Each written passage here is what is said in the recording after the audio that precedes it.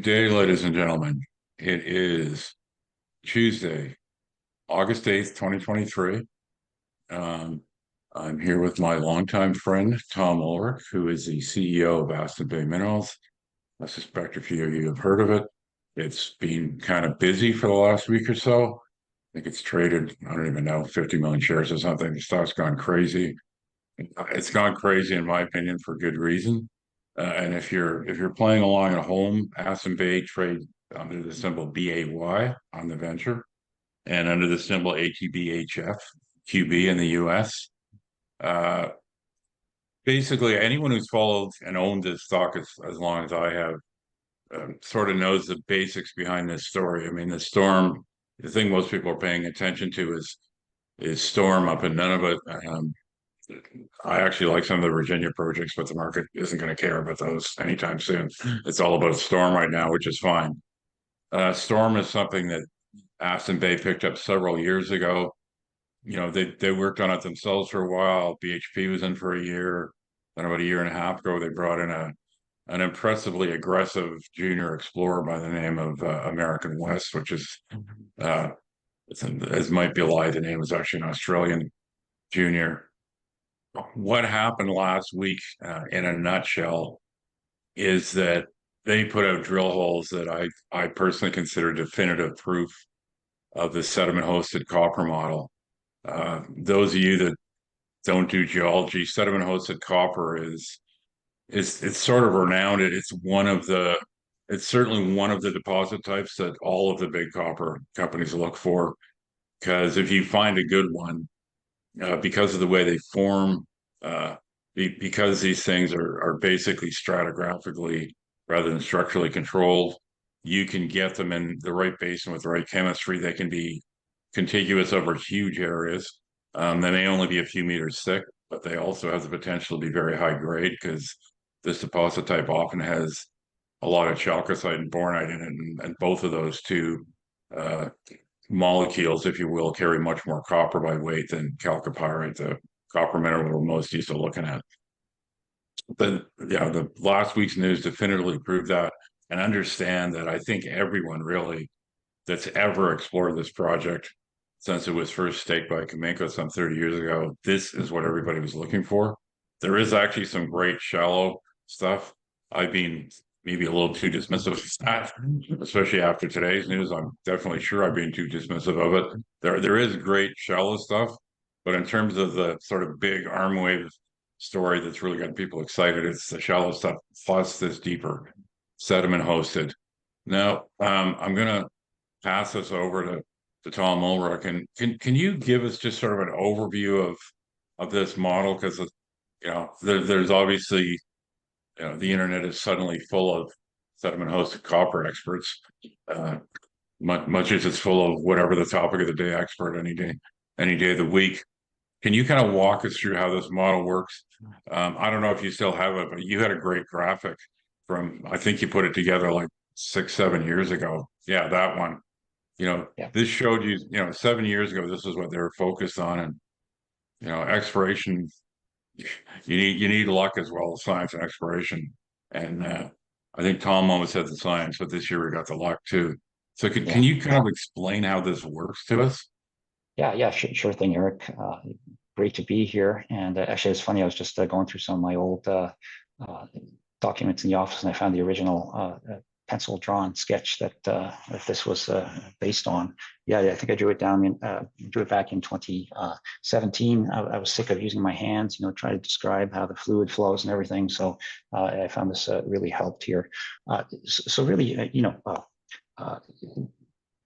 the way these deposits form, like just on the very large scale, forget about anywhere in the world, in keeping in mind that every deposit is different. You have different host rocks, you have the fluid compositions are slightly different. The tectonics, everything is going to be lots of very variables here, and they will express themselves with slightly different looking mineralization. But really, the important thing that we're looking at here, is the process, right? The process is the same everywhere, and really, what the process we have here is you have a large amount of sedimentary sediments or sedimentary rock that have potentially a small amount, a very potentially very small amount of metals, within those sediments. But if you have a very saline fluid that's flushing through those sediments, you can actually dissolve, scavenge the metals from those sediments. It's just like it's the same way here in Ontario where we still salt our roads. Your car dissolves away after a few years if you leave it out there. It's going to scavenge those metals. Those metal-rich fluids are free to move. If the tectonic situation causes them to move around, they will flush along faults, which are, like the plumbing systems we have here, or other permeable horizons, which could be unconformities or just zones of brecciation or, other, sort of permeable reefs and things like that. The fluids will move, and if you can.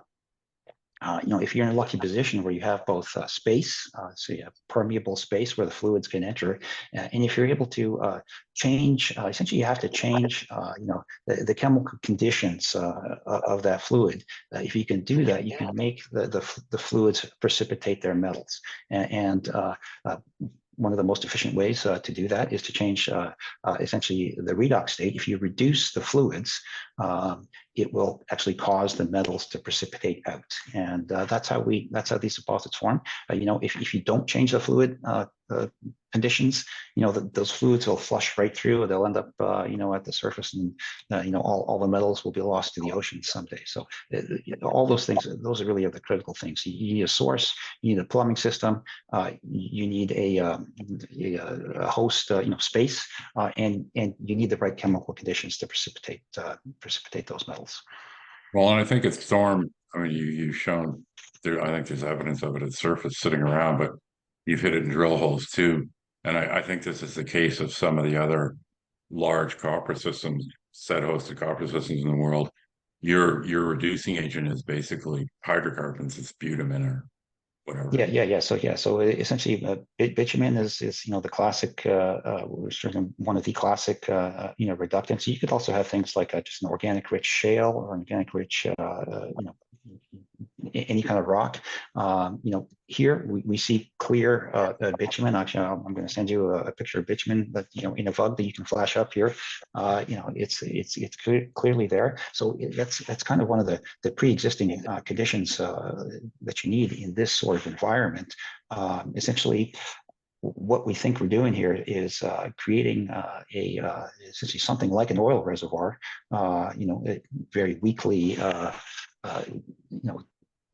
Very weakly mineralized, or not much oil in this case, not an economic amount, but and then essentially flushing metal-bearing fluids through that afterwards, and that's causing the precipitation of these metals. We have both bitumen. The other thing we have here, which is very important, if you're actually for example, in the 2200 zone, if you pick up a piece of rock from just underneath there and break it and smell it, it just stinks like rotten eggs. We have that, that sour gas, the hydrogen sulfide. So the bitumens are an important source both of a reductant, which we need, but also potential source for sulfur. We're precipitating sulfides here. You have to have sulfides around, or sulfur around, and so that's another important thing to have. Okay, so that's sort of the big picture. Can you give us a sense of what's going on this year? What's got everybody so excited? I mean, what you're hitting now? Yeah, well, what we've known about, literally for decades, since the 90s. This area, the Storm deposit, was found by Cominco, in the late 90s. They were looking for zinc to keep Polaris going, but they found Storm, and really what they found was actually some really outrageously rich copper mineralization right at the surface. And what we think that is here, in our model, again, we're talking about how these metal-bearing fluids flush through, the faults and potentially permeable horizons. Those metal-bearing fluids, they can precipitate their metal right in the faults as well. And so really that's what we think we see for the most part for the mineralization that sticks out of the ground here. Again, just great boulders of chalcocite. Really, storm copper, what we see at the surface is, for the most part, mineralization inside the faults. But what that has always been an indication of is the potential for something hidden at depth. The sedimentary layers here are flat lying, and they're limestone. They're very reactive to any movement here so geochemistry doesn't work very well here because the rocks are so reactive. So if you don't physically see the copper at the surface today, if it's hidden at depth, there's really no, it's difficult to find it, and we've always postulated, obviously, we know we have a very a productive and efficient mineralizing system. Again, we see it in the faults with the mineralization at the surface. But what that could be an indication of is something more significant at depth, right? And that's one of these big stratiform sediment-hosted copper deposits, and that has been the real target. And of course, the only way you can see these things at depth is either through geophysics. Will give you an idea that it might be there, or where to look, and then of course you got to prove it with the drill rig. So previously we have tried several methods, EM methods, IP by Kamenko. We've flown a large gravity survey, but then this past spring we came back with a high resolution, ground gravity survey that threw up some really nice targets. The original airborne gravity survey that we flew through some really large and really quite enticing targets. They fit our geologic model very well. We'll show you some of those later, I think. But these new ground targets, ground gravity, has a much better depth control, and it shows that a lot of those big targets that previously, when we modeled them, they were coming up very deep, 1,000 kilometers down, 1,000 meters down, full kilometer down. Very, very difficult to hit with the drill rig. With the new high definition surveys, they're modeling much more shallow, 300 meters depth, kind of for the top of them. That's very much within reach of the drill, of the diamond rig. And over the past couple of years, we've drilled a couple deeper holes in 2022, the last hole of 2022, we essentially hit what we think is on the margin. We hit some significant sulfides, but then with the new ground gravity data, we drilled we drilled 2 drill holes this year targeting that gravity anomaly. Both of them hit sulfide mineralization, right where the actual top of that geophysical anomaly was modeled. And so for us, that was very encouraging, obviously, because now we think we have a geophysical method that allows us to see through see through to the subsurface and essentially find where these big monsters could be hiding. And so those first 2 drill holes of this year were fantastic, to show that this new gravity survey is very effective. And then we came back and drilled a different gravity anomaly on the southern portion of the Graben, and that was the news that just came out today. And sure enough, we hit again, on a completely different anomaly, essentially right where it was modeled. And so for me, that really seals the deal here. That it's not just a coincidence on that one anomaly in the north. To hit it on 2 separate anomalies that are, it shows that it's very a very effective targeting tool, and it really opens up, this entire belt now, because we've had, several, to 10 kilometer scale anomalies that, gravity anomalies that look very enticing, but previously we thought we're just too deep. We haven't run the ground gravity surveys over them yet, but certainly that's going to be a high priority for us in the spring, and that's going to be I think that's why. BHP was in there for a year, but I think that's maybe why they left, was because I remember back then, you guys were thinking the gravity targets were that deep, and I mean even for BHP, I think when you're talking a kilometer, it's like, the do we really want to look BHP. at that? Yeah, BHP was, they were targeting off an old geotemp survey, which is flown around 2000, which is the EM, an airborne EM survey. Right. It did throw up a couple big targets. Unfortunately, EM is measuring conductivity, in the subsurface, and it's not just copper that conducts electricity. Unfortunately, Yeah. wet clays, ions in water conduct electricity. So unfortunately, the big targets that they were most interested in at that time turned out they drilled them, and they turned out to be wet clay. At the time, they didn't have. They weren't able to come up with another BHP size target. And so, Right. corporately, it's a very binary decision for them. There's nothing for them to drill. So they stepped away. We came Right. back. We flew we paid to do the airborne gravity survey, which threw up some nice targets. Like I say, unfortunately, with the data we had at the time, they were not didn't seem to be reachable. So unfortunately, we're not able to obviously capitalize on that. But coming back here now with this ground data, it really makes all those targets look very, very enticing now. Can you pull up the drill plan, like the current drill plan map, because you can see some of all of what you're talking about. Um, Yeah. so So here's the current. This is the current version of the map. You can see where hole 2303 is, but you can also see these, moderate and high density gravity anomalies, and this stuff is all off of the surface gravity that was done earlier this year. yeah, And that's right. these are not, take a look at the scale bar in the lower left. It's a kilometer, not small anomalies. These are pretty big That's right. anomalies. And I think in terms of the model you were just talking about, um, I just want to speak a little bit to you can see that, it looks like there's two parallel trends of these gravity anomalies. And although it's a little hard to see on this map, you can see the two parallel dotted lines that sort of run through or run beside the upper and lower ones. That's kind of Hmm. northwest trending, and that is a graben, right? And Hmm. that's Hmm. kind of a classic geologic feature in one of these basin uh, generated deposit types.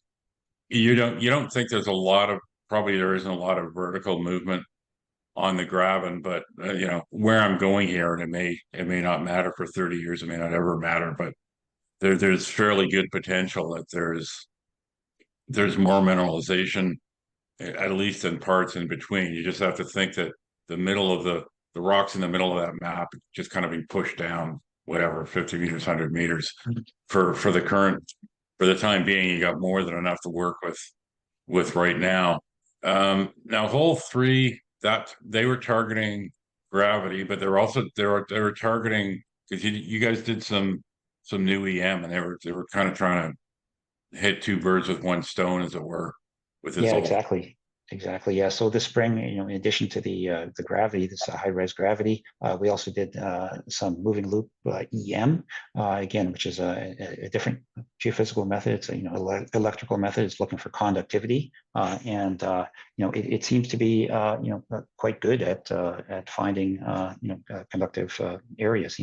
And that was part of the target, and we hit it. We hit it right where it was modeled. And oh gosh, I forgot the number now.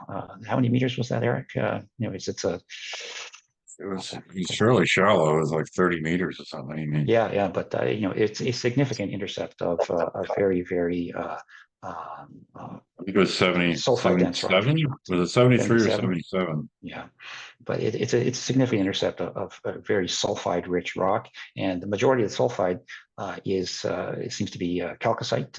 We have some good pictures in our press release there. It's chalcocite. Again, 80% copper in that mineral. Bornite, so in the 60s percent copper there, and some chalcopyrite as well, about 34% for that mineral. But all those together, when you get these zones of massive to semi-massive mineralization in breccia fills, this is a real boomer of intercept. There's no doubt about that. And so that's why we're calling it Thunder. I think that's a Yeah. great name for it. And again, it's really just keeping in mind that the moving loop conductor itself, it's really only going to pick up that very, very high grade material. But we know, actually, I'm just going to flip up to the uh, to the 4100 zone. Here we did moving loop. So these rectangles represent the moving loop plates, such as they're modeled, and that's within. This is our 4100 zone here, which is so this is the 1% copper cutoff at the moment. But you can see here, these high grade or high sulfide moving loop conductors.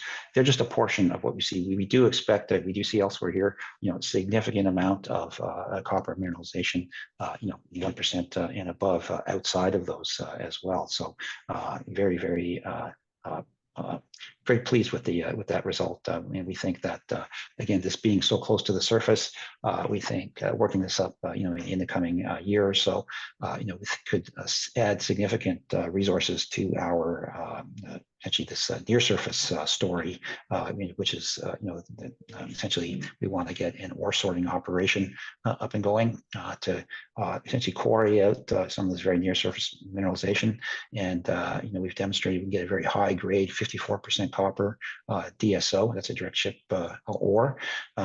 It's not ore yet for the Canadian regulators, direct ship product, but when we ship, when we get the resource up, we will be able to call it an ore at that time.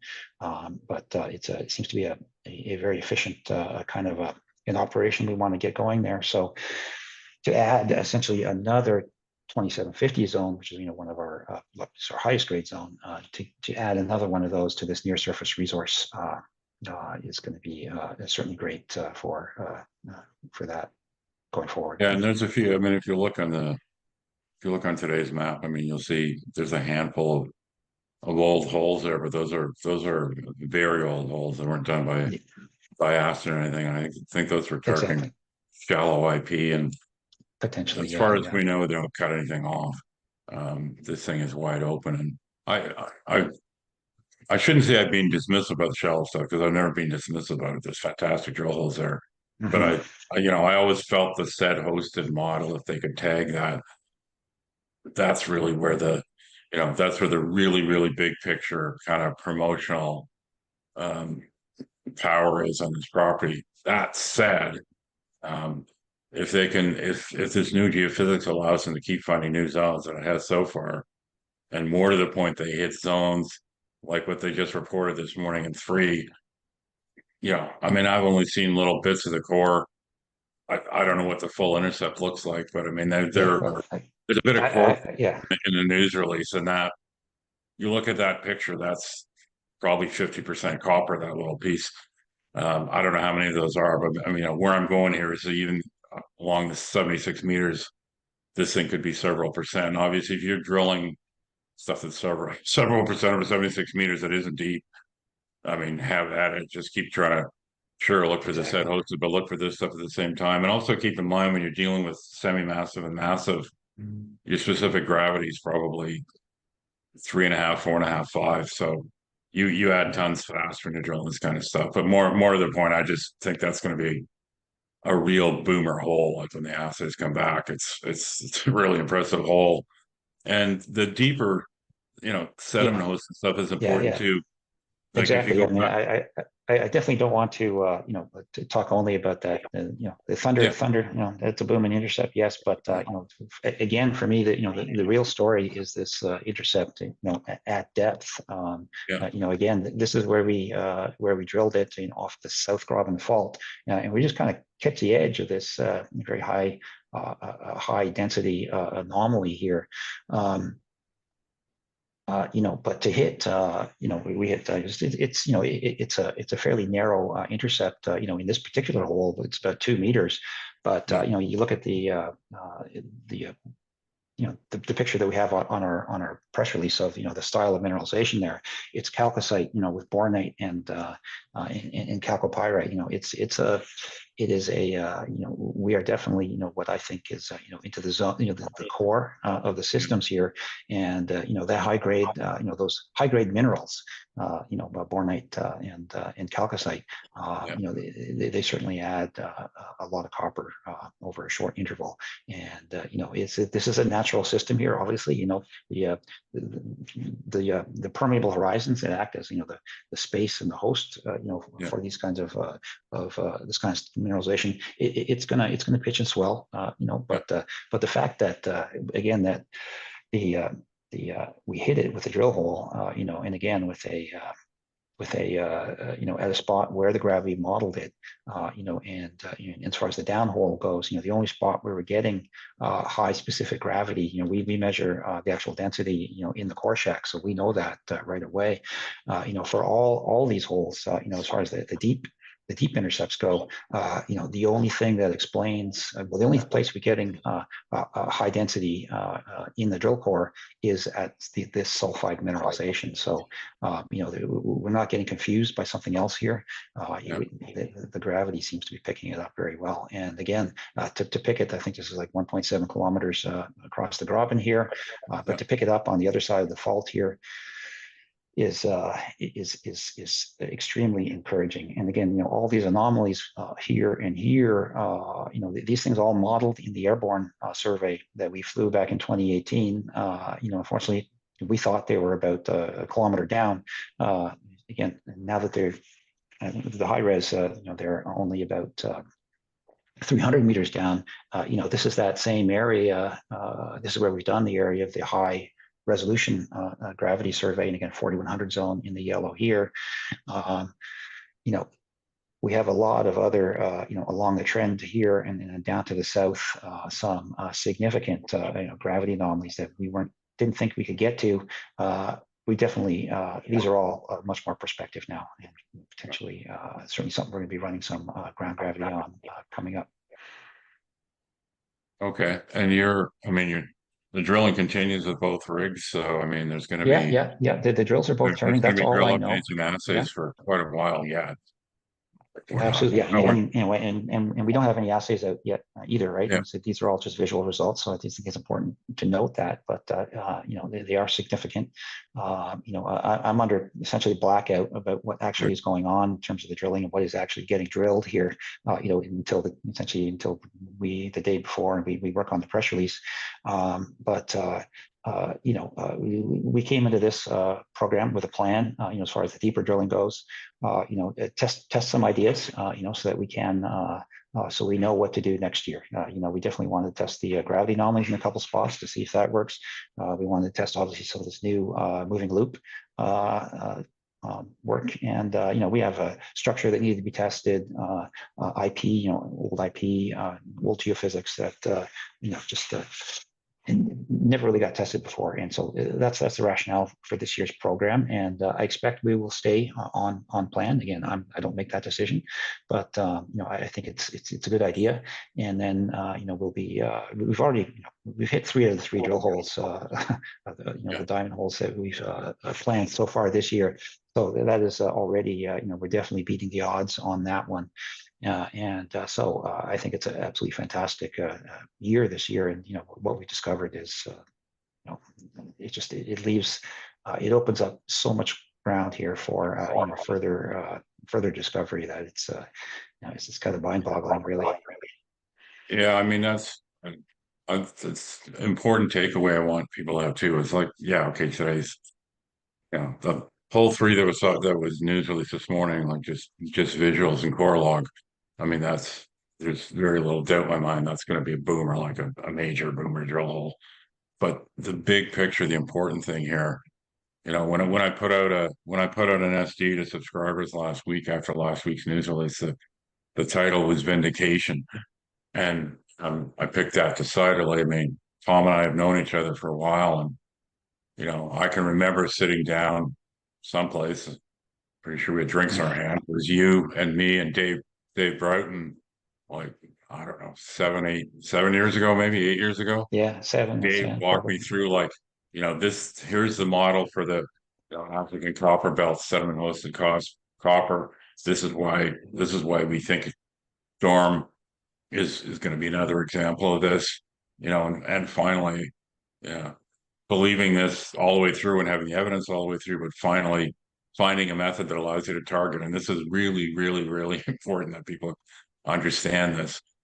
Having a method that allows you to target.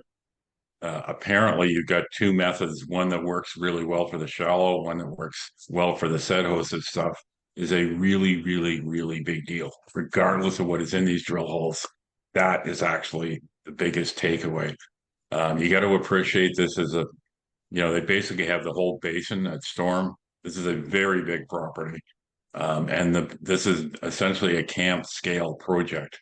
The targets we're looking at here where they've hit already and have yet to test, like Blizzard and Tornado, there's a bunch of other ones as you work your way through this basin. I mean, there's so much room for this thing to get bigger. This really does have the, just in terms of the scale of the system and understand the deep stuff, the shallow stuff, it's all kind of one system. It's different expressions of the same fluid system and mineralizing system that injected this stuff into this basin sedimentary sequence.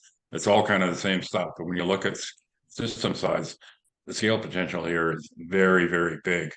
So don't lose sight of that.